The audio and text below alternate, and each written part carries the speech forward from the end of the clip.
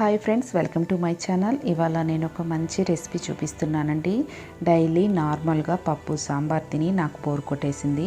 So అందుకని ఈరోజు ఎండు చేపలతో డిఫరెంట్గా ఈ కర్రీ చేశానండి. చాలా బాగుంది, నాకైతే చాలా నచ్చింది. మీ అందరు కూడా ఒకసారి ట్రై చేస్తారని ఈ రెసిపీని మీకు చూపిస్తున్నాను.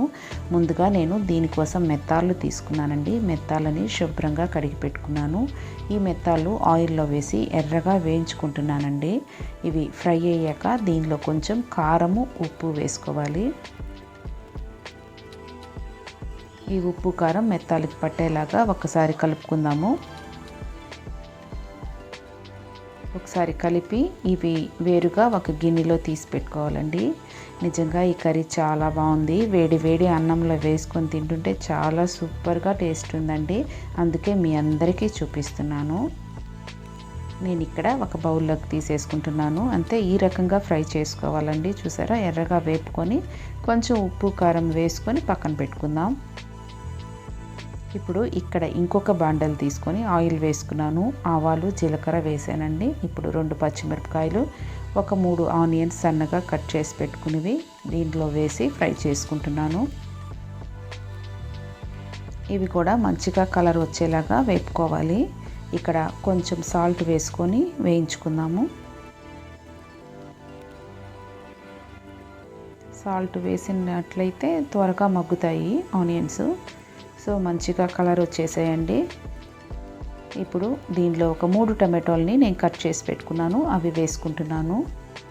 టమాటోలు కూడా ఆయిల్లో మంచిగా మగ్గాలి. ఒకసారి కలుపుకొని మూత పెట్టి ఉడికించుకుందాము.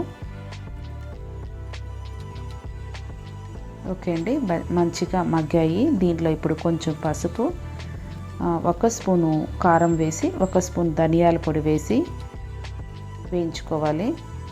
నేను ఇక్కడ 1 స్పూన్ తీసుకుంటున్నానండి. కొంచెం స్పైసీ తినే వాళ్ళైతే ఇంకొంచెం వేసుకోండి. 1 స్పూను ధనియాల పొడి వేస్తున్నాను. ఇది బాగా కలుపుకోవాలి.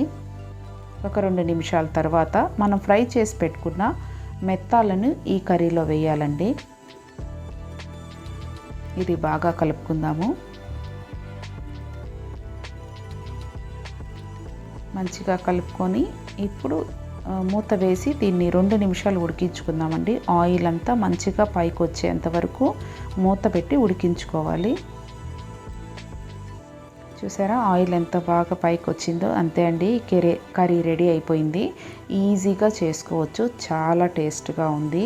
మీ అందరూ కూడా ఖచ్చితంగా ట్రై చేయండి. అంతే అండి, నేను సర్వింగ్ బౌల్లోకి తీసేసుకుంటున్నాను.